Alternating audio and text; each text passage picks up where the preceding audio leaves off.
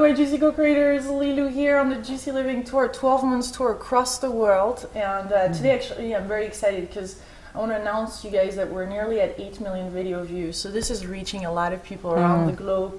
And I'm very excited about this conversation. This is the first interview from British Columbia. We're today in Vancouver Island, and I'm with White Eagle. Hello. It's wonderful to be here. Thank you. This is wonderful. We're going to speak about drums. You have a big vision here for humanity. Yeah. Yes. It's the heartbeat. It's the heartbeat. Grandmother Drum is a symbol of the heartbeat of all nations, the heartbeat of our ancestors, and the heartbeat that lives in everything. And at this point on Earth, you know, it's as we look around in the intense Earth changes and the intense political situations and stuff, you know, my feeling is that we have to come back to the heart. It's just plain and simple. And the drum only knows that language, so it's a very simple and direct communication, person to person, heart to heart. Yeah. So it's an activation. It is. It is a total activation. That we forgot? Well, you know, as we view ourselves as part of creation, you know, we've gotten to the point where we either look at it, looking down at nature, or looking up at nature, but not seeing ourselves as part of nature and part of creation. And so when we get that shift as real indigenous people, that we are of the earth and from the earth, and that everything's our relatives, and it changes our whole perspective on how to create a world that really is the Garden of Eden, you know, the heaven on earth. And we're in that time where everything's getting shaken loose. And the grandmothers have really asked me to just hold that pulse beat. So as we journey through this portal, through the middle of this transformation, tribulation, purification, as the Hopis call it, that this cosmic tone of oneness would be heard, that we would get our focus back, we would get our tracking tools back, and that we would play with the song sheet of creation, like every other part of nature does. You know, I keep saying the humans are the only ones not playing with the song sheet of the universe, the one song, you know. And the drum just has this uncanny way of just dropping us from the head to the heart, from logic to love, just like this. Everyone, the 5-year-old in all of us loves the drum. And to our indigenous people, it's been the heartbeat of our people, the heartbeat of the land, the call of Mother Earth to wake us back up to sanity, and not to view people in other countries as collateral damage, but that they're our brothers and sisters, and that whatever we do to them, we're doing to us. So that circle that is so simple that we have just sort of gotten delusional about. And our message has just been to bring that pulse of love back to community and to plant the seeds of change through what we're calling Drum for Change. Yeah. Drum for Change. So you're doing some initiatic journeys and teaching people how to drum so that you have people spread all around the world? I mean, tell us about this project. Well, we started, over 10 years ago when the grandmothers inspired the building of a 7-foot drum, the largest drum of its kind. It's not with me here today. It's on its way to Peru for a 3-week program we're doing with the elders down there to work with the temple sites and some of the indigenous people, and to link the Americas, because the prophecy of this time is twofold, and we're in the second stage of that prophecy, the unification of the North and the South, the eagle and the condor coming together to shed a tear. The healing of nations would begin. So our work has been to unite the Americas in this tour through a series of workshops and seminars and performances where we just bring the drum back to the people. In Alaska, our Athabascan nations say, when the children bring the drum back to the villages, the cultures will be restored. And so we're building 3-foot drums to bring and to plant into communities to join with us on all solstices and equinoxes as we pray peace with the drum. And we know that when we say intention and then we add vibration to it, it only amplifies that intention. So that we would be unified to help with those earth changes and to call us together to align with these changes. And to see this as a great birth and not a great destruction. But that, you know, labor is somewhat intense for a woman giving birth. And we're going to a planetary birth. In which these changes are shaking and giving us those birth contractions to make those changes that have been necessary. The political systems, everything that isn't earth resonant is collapsing. And that is because we've gotten too far away from the rhythm of nature. And so the mother is calling us back, and whether she has to shake us loose.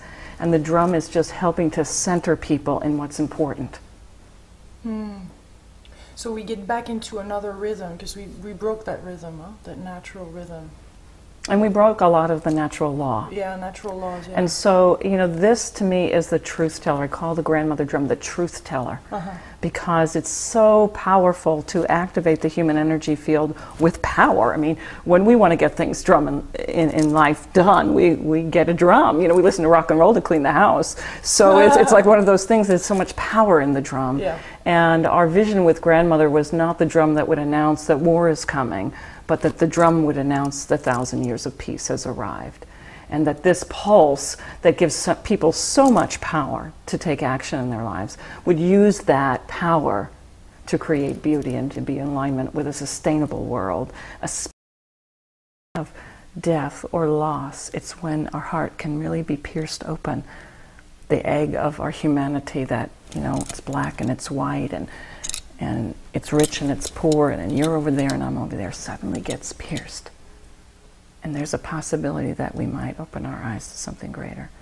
So, not that we wish that upon ourselves, but it is that friction that makes the pearl at times. And so we have to understand there's something greater we don't understand right now by these earth changes that's taking us that's pushing us up through the glass ceiling of what has not been working, that we've refused to stop.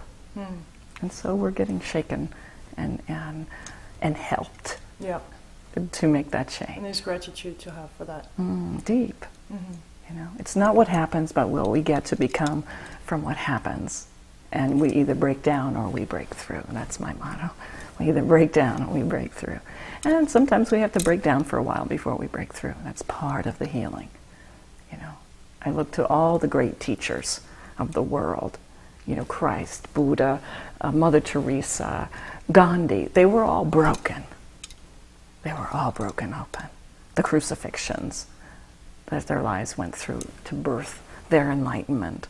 So, and the grandparents have told us that only thing that gets crucified is our illusions, because there is no death. So we have that veil we have to penetrate to move on to our spiritual maturity.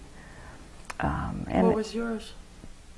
Oh, thank you for that question. The loss of some very dear friends. I lost a 31-year-old staff member.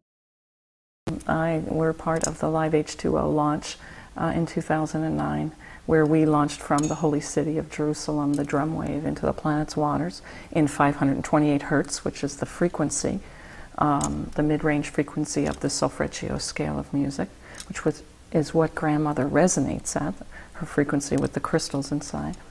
And that's a perfect resonant tone for the rebuilding of DNA and the opening of the heart. So their vision was to put that into our waters, as our waters, of course, are our lifeblood. And that in the days ahead, our water is going to be the new gold. It's already more expensive than oil to buy. So we just have so much awareness to bring. And so we infused this prayer and created a CD with these global chants to the waters to raise funds for global water projects with the Blue Planet Run Foundation out of San Francisco. So this is a beautiful pledge that when we do prayer, you know, we have to remember that the essence of true prayer is gratitude. Yeah. That's the highest prayer, is whispering sweet nothings in the ear of God, you know, and telling you how beautiful you are and how radiant your eyes are right now. That's prayer, you know. So if we want more of something in creation, you know, people go, I want abundance, you know, I want more money. And then they focus on, I don't have much, I really don't have much money. And so they're constantly focusing on the shortage, and they want abundance, and that's not aligned. Yeah. But if we say we want abundance, and we're so grateful every moment, these beautiful flowers, your beautiful eyes, then I'm only going to get more of it, yeah? So the prayer for the living waters was already visualizing that the waters are already pure. We already claim that they are. Yeah. And so as we do that, then everything resonates and comes into that frequency, the more we visualize it and affirm it as so. You know, instead of saying, oh, there's a shortage of water on the planet, and, you know, we can get into that story that we affirm the divine perfection at all times, whether we understand it in the given moment or not.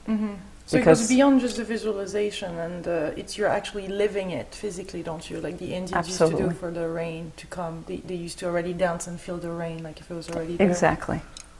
And we are creators, so you know, people say we're co-creators. Well, if there's co, there's still two. You know, when we come into oneness,